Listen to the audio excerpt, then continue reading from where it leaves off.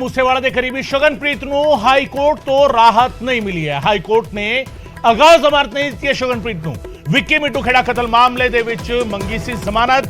ਸ਼ਗਨਪ੍ਰੀਤ ਨੇ ਅਹਿਮ ਖਬਰ ਦੱਸ ਰਹੇ ਹਾਂ। ਸਿੱਧੂ ਮੂਸੇਵਾਲਾ ਦੇ ਕਰੀਬੀ ਸ਼ਗਨਪ੍ਰੀਤ ਨੂੰ ਰਾਹਤ ਨਹੀਂ ਹੈ। ਹਾਈ ਕੋਰਟ ਨੇ ਆਗਾਜ਼ ਜ਼ਮਾਨਤ ਨਹੀਂ ਦਿੱਤੀ ਸ਼ਗਨਪ੍ਰੀਤ ਨੂੰ।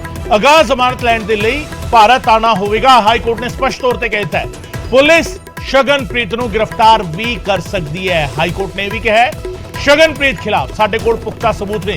सरकारी वकील ने दावा किया है। वड्डी खबर इस वेले दस रहे थानू शगनप्रीत नूं कोई राहत नहीं मिली है। मूसेवाला दा करीबी सी शगनप्रीत, उसनूं हाई कोर्ट तो राहत नहीं मिली है ते विक्की मिट्टू खेड़ा कतल मामले दे विच जमानत मंगी गई सी। आगाज जमानत लैण दे लई भारत आना होवेगा। हाई कोर्ट ने कहा है पुलिस शगनप्रीत नूं गिरफ्तार भी कर सकती है। शगनप्रीत नूं मैसेज कन्वे कर दिता जावे। हाई कोर्ट विच यह कहा गया है कोर्ट विच पंजाब सरकार दे वकील दी दलील है कि शगनप्रीत के खिलाफ साडे कोल पुख्ता सबूत ने ते हुण 6 जुलाई ਨੂੰ मामले की अगली सुनवाई होगी। तुहानूं दस दईए कि शगनप्रीत ने अपील पाई सी, आगाज जमानत के लिए अर्जी दाखिल की सी।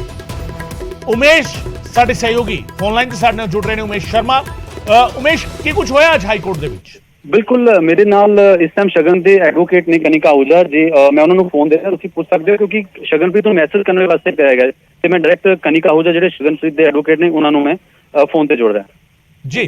हेलो कनिका जी, बहुत बहुत स्वागत है तुहाडा। सब तो पहला तां ते अज हाई कोर्ट दे विच शगनप्रीत नूं राहत नहीं मिली है फिलहाल दी घड़ी, कहा जा सकता है, और की कुछ होया आज हाई कोर्ट दे विच? देखिए, आज स्टेटस रिपोर्ट कोर्ट में फाइल नहीं हुई थी स्टेट द्वारा, जो कि लास्ट डेट पे कोर्ट ने कहा था। और क्योंकि स्टेटस रिपोर्ट फाइल नहीं हुई, इसमें उन्होंने टाइम मांगा था, जिसको कोर्ट ने परसों तक का टाइम दिया और 6 तारीख को इसमें फाइनल आर्ग्यूमेंट्स होंगे। तब तक स्टेटस रिपोर्ट भी आ जाएगी और तभी फाइनल आर्ग्यूमेंट्स होंगे। जो कोर्ट ने क्वेरी करी है वो क्वेरी पिटिशनर से ये थी कि इन केस उनको इंटरिम मिल जाती है और कल को अगर पिटिशन डिसमिस होती है तो पिटिशनर को कोई ऑब्जेक्शन नहीं होगा। इसके लिए हमने कोर्ट से कहा है कि पिटिशनर को कोई ऑब्जेक्शन नहीं है। He is ready to submit to the jurisdiction of this country. He wants to come back, चाहे बेल का कोई भी फेट होता है। इन केस एक्सेप्ट होती है, डिसमिस होती है, वो इंडिया आने को रेडी है और इसमें कुछ भी ऑब्जेक्शन नहीं है।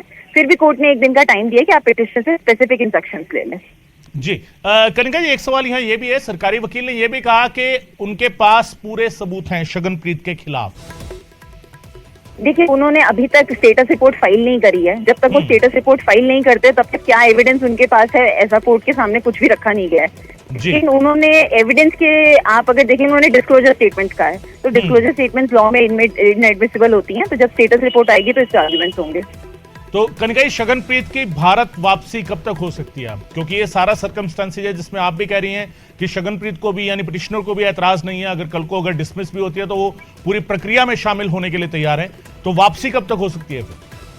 हमारी 2 पिटिशंस हैं इसमें जी। First is anticipatory, second protection की है। तो दोनों ही प्लीज 6 तारीख को डिसाइड होंगे और उसके बाद ही हम आगे का कोर्स डिसाइड कर सकते हैं कि कब वापस आना है और कब नहीं आना है। जी, बहुत बहुत शुक्रिया कनिका जी हमारे से बात करने के लिए। कनिका आहूजा ਜਿਹੜੇ ਸ਼ਗਨਪ੍ਰੀਤ ਦੇ ਵਕੀਲ ਨੇ ਉਹ ਸਾਡੇ ਨਾਲ ਗੱਲ ਕਰ ਰਹੇ ਸੀਗੇ। ਉਮੇਸ਼ ਨੇ ਸਾਡੀ ਗੱਲ ਕਰਾਈ ਉਹਨਾਂ ਦੇ ਨਾਲ, ਤੇ ਜਿਹੜੀ ਗੱਲ ਉਹ ਕਹਿ ਰਹੇ ਨੇ ਕਿ ਫਿਲਹਾਲ ਜਿਹੜਾ ਹੈਗਾ ਪਟੀਸ਼ਨ ਜਿਹੜੀ ਹੈਗੀ ਹੈ ਉਹ ਕੋਰਟ ਦੇ ਵਿੱਚ, ਕਿਉਂਕਿ ਸਟੇਟਸ ਰਿਪੋਰਟ ਜਿਹੜੀ ਸੀਗੀ ਉਹ ਪੇਸ਼ ਨਹੀਂ ਹੋਈ ਹੈ, ਇਸ ਕਰਕੇ ਕਿਤੇ ਨਾ ਕਿਤੇ ਇਹ ਸਾਰਾ ਸਿਨੈਰੀਓ ਹੈਗਾ। ਔਰ ਕੋਰਟ ਨੇ ਹੁਣ 6 ਤਾਰੀਖ ਨੂੰ ਸੁਣਵਾਈ ਕਰਨੀ ਔਰ ਕੋਰਟ ਵਿੱਚ ਉਹਨਾਂ ਨੇ ਕਿਹਾ ਆਪਣੇ ਪਟੀਸ਼ਨਰ ਦੇ ਵੱਲੋਂ ਕਿ ਪਟੀਸ਼ਨਰ ਨੂੰ ਇਸ ਤੇ ਕੋਈ ਇਤਰਾਜ਼ ਨਹੀਂ ਹੈਗਾ। ਜੇਕਰ ਕੱਲ ਨੂੰ ਕੋਈ ਬੇਲ ਪਲੀ ਜਿਹੜੀ ਹੈਗੀ ਉਹ ਡਿਸਮਿਸ ਵੀ ਹੋ ਜਾਂਦੀ ਹੈ, ਜਿਹੜੀ ਆਗਾਜ਼ ਜ਼ਮਾਨਤ ਦੇ ਲਈ ਅਰਜ਼ੀ ਪਾਈ ਜਾਂਦੀ ਹੈ, ਜੇਕਰ ਉਹ ਖਾਰਿਜ ਵੀ ਹੋ ਜਾਂਦੀ ਹੈ ਤਾਂ ਉਹ ਉਸ ਸਿਚੁਏਸ਼ਨ ਨੂੰ ਫੇਸ ਕਰਨ ਲਈ ਵੀ ਤਿਆਰ ਹੈ। ਪਰ ਅਦਾਲਤ ਨੇ ਕਿਹਾ ਕਿ ਤੁਸੀਂ ਪਟੀਸ਼ਨਰ ਤੋਂ ਇੱਕ ਵਾਰੇ ਰਿਟਨ ਦੇ ਵਿੱਚ ਜਿਹੜਾ ਹੈਗਾ ਕੰਸੈਂਟ ਜਿਹੜਾ ਹੈਗਾ ਉਹ ਲੈ ਲਓ ਪ੍ਰੋਪਰ ਤਰੀਕੇ ਦੇ ਨਾਲ, ਤੇ ਫਿਰ 6 ਤਾਰੀਖ ਨੂੰ ਜਿਹੜਾ ਹੈਗਾ ਇਸ ਦੀ ਸੁਣਵਾਈ ਕੀਤੀ ਜਾਵੇਗੀ ਅਦਾਲਤ ਦੇ ਵਿੱਚ। ਅਦਾਲਤ ਦੇ ਵਿੱਚ ਸੁਣਵਾਈ ਹੋਵੇਗੀ ਦੁਬਾਰਾ 6 ਤਾਰੀਖ ਨੂੰ। ਫਿਲਹਾਲ ਦੀ ਘੜੀ ਇਹ ਕਿਹਾ ਜਾ ਸਕਦਾ ਹੈ ਕਿ ਸ਼ਗਨਪ੍ਰੀਤ ਨੂੰ ਫਿਲਹਾਲ ਦੀ ਘੜੀ ਕੋਈ ਰਾਹਤ ਮਿਲਦੀ ਹੋਈ ਨਜ਼ਰ ਨਹੀਂ ਆ ਰਹੀ।